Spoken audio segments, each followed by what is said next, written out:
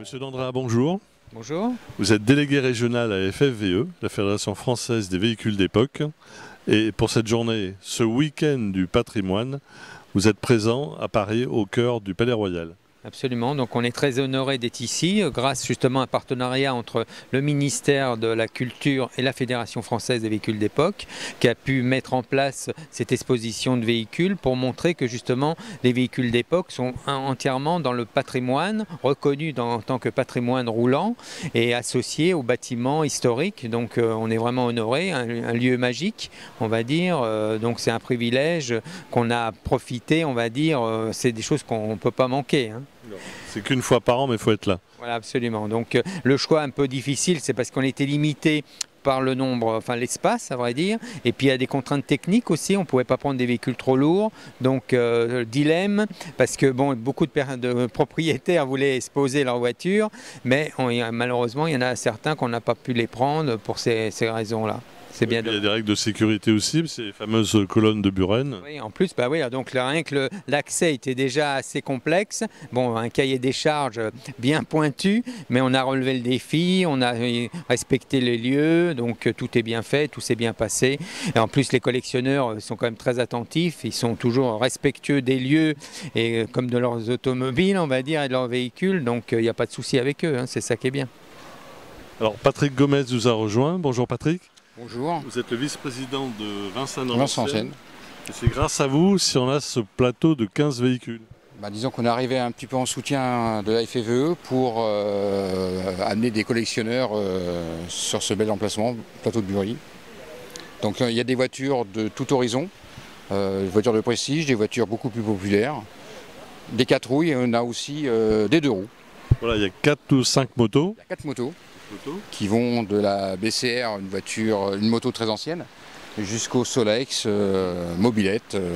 Voilà, je ne sais pas si vous avez eu le temps de les voir tout à l'heure. Oui, tout à fait. Voilà. La bleue, la fameuse mobilette bleue. Avec la petite remorque. Voilà. Il y a pour tous les goûts, tous les tarifs. Hein. Il y a la fameuse 504 Peugeot Cabriolet. Une belle 504 Peugeot Cabriolet. On a une Isetta qui est juste derrière. La voiture la plus ancienne. 100 ans cette année. Pile 100 ans.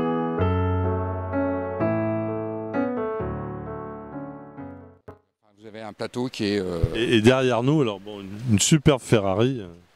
Là, une Ferrari, il reste 3 modèles.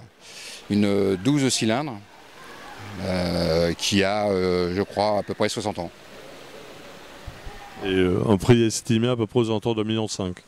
Voilà, autour d'1,5 million. Voilà. Vous êtes dans les secrets pour avoir le montant. C'est un véhicule d'exception. Ah, tout à fait, oui, oui. C'est un véhicule d'exception qui est parti en export avec un châssis un peu rallongé, avec une ligne un petit peu particulière.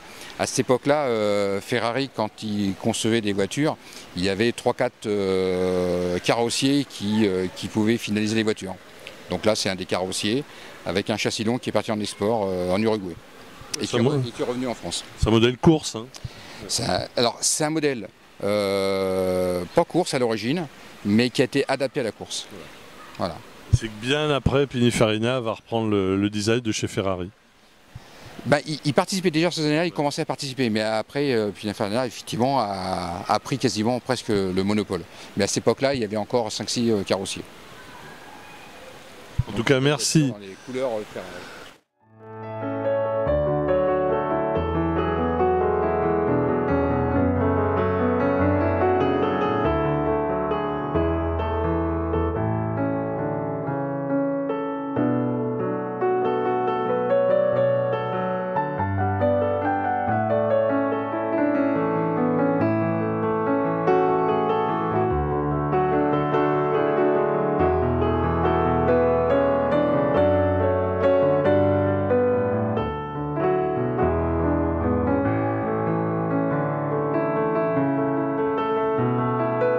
Merci à Vincennes d'avoir animé ce super plateau, parce que pour que les particuliers puissent voir ces véhicules.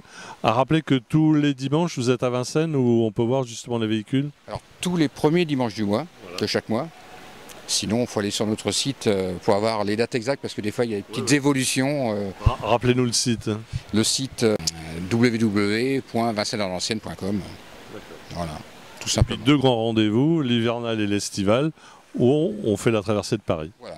On vous croise déjà dans Paris à 2 périodes de l'année, en général début janvier et puis fin juillet, avec quelques milliers de personnes, presque 1000 véhicules, du 2 roues, du 4 roues, du tracteur, de tout. Et des sourires. Voilà, avant tout. Et merci à la FFVE d'être présente pour cette journée du patrimoine, c'est très important. Merci à vous deux. Merci bien.